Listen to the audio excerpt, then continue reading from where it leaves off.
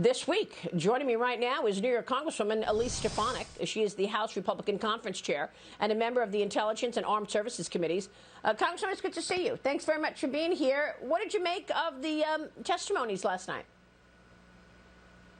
Well, first of all, this is a partisan political witch hunt. It truly is a political circus. Look no further than the fact that they ran it during prime time hours. Maria, as you and I both know, a typical serious congressional hearing happens during the day, typically starting at 10 a.m. In addition, they hired a producer, the former president of ABC News, who is the same producer that covered up for Jeff Epstein and was called out for that. So this has been shameless. And what's important for the viewers to know is this is an illegitimate committee. There were no Republican appointed members appointed by the minority leader. That breaks over 230 years of precedence in the House.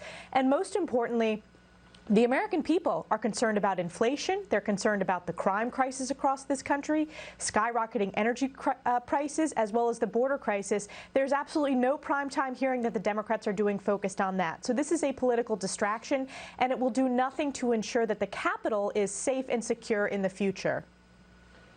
I know that you and Kevin McCarthy wanted to be able to appoint Republicans to this panel, but Nancy Pelosi would not allow it. She chose Liz Cheney and Adam Kinzinger. Does that mean that the subpoenas that this committee sends out are not enforceable, are not legal?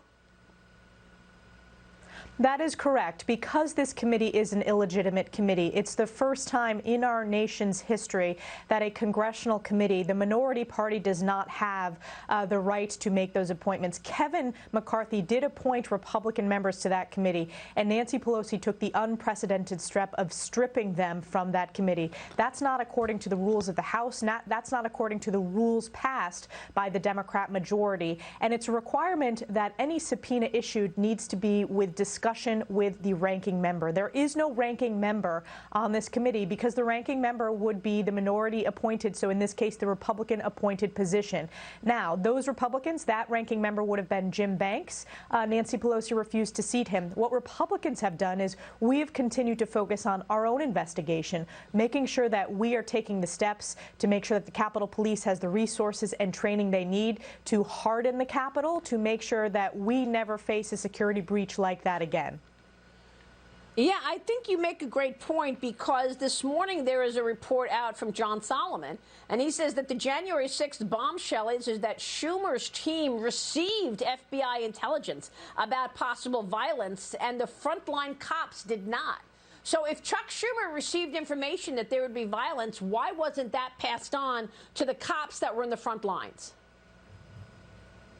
It's an important question, and it's a question that Republicans are asking. Another bombshell aspect of John Solomon's reporting that comes directly from the U.S. Capitol Police is we know that President Trump requested the National Guard days before. It was Nancy Pelosi and Chuck Schumer's office who failed to ensure that there was adequate security at the Capitol. We also know that not only Chuck Schumer, but I believe Nancy Pelosi's office had that intelligence leading up to January 6th.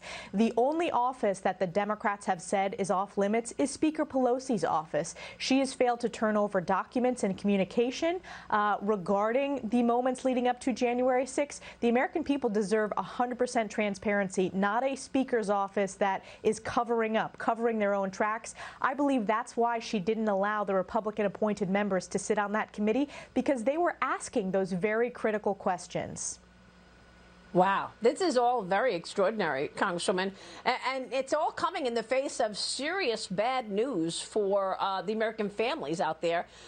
You know, we have inflation, we have foreign policy that is questionable, we have gasoline prices at all-time highs. The Afghanistan botched withdrawal has had massive implications, and we haven't had any accountability for any of this. The cabinet remains Jennifer Granholm on energy and Pete Buttigieg transportation, Lloyd Austin, and yet House Speaker Nancy Pelosi says she's not worried about losing in November. She says this is not about that at all. Listen to what she said yesterday. Got to get your reaction to this. Watch. I do know that elections that happen now have a lower turnout than those that happen in November, and we expect to have a big turnout in November. And we have absolutely no intention of losing the House. No intention of losing, Congresswoman. My response My response to that is, like Joe Biden, like all of the House Democrats, Nancy Pelosi is tone deaf to what the American people are going through. On every metric, unified Democrat government has failed the American people. When I talk to my constituents in my district, it doesn't matter if they're Republicans, Democrats, or independents, they are suffering. I talk to young families who have to drive hours to purchase baby formula. I'm a young mother myself. They are rationing baby formula on our shelves in this country. This is something that we have not seen in my generation over the course of my lifetime. The inflation, people are suffering when they go to pay their weekly or biweekly grocery bill. It is becoming unaffordable, and gas prices have doubled since Joe Biden took office. On every metric, the Democrats have failed, and nearly 80% of the American people believe we're on the wrong track. These are indicators that this is going to be a red wave, and the enthusiasm is also significant. Voters are enthusiastic, voting for a change to flip the House, to provide that check on Joe Biden's failed radical far-left policy. So Nancy Pelosi is going to lose the Speaker's gavel one more time. This is just another indicator of how woefully out of touch and dismissive she is of what the American people are going through. Well, viewers are very dismayed by this two standards of justice. Can you commit to viewers that you're going to be tough on the other side, and you are going to investigate some of these massive questions? You've got Russia collusion lie. You've got what you just talked about in terms of the January 6th situation, and you know, people knew that there was going to be violence, and the Capitol was still vulnerable. Will you be investigating these things? Absolutely. One of the many areas where the Democrats have failed is Congress has oversight over federal agencies, and we need to hold those federal agencies accountable. Republicans are going to have on every single committee an oversight agenda.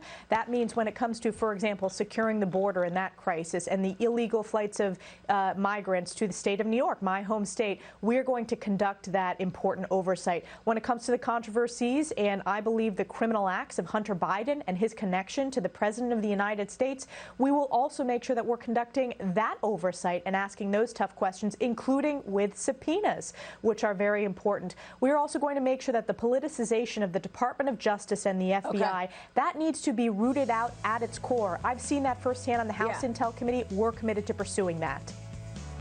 Well, we have to know more about that, because the FBI certainly should be looked at post all of these issues. Elise Stefanik, thank you so much. Congressman, we'll see you soon. We'll be right back.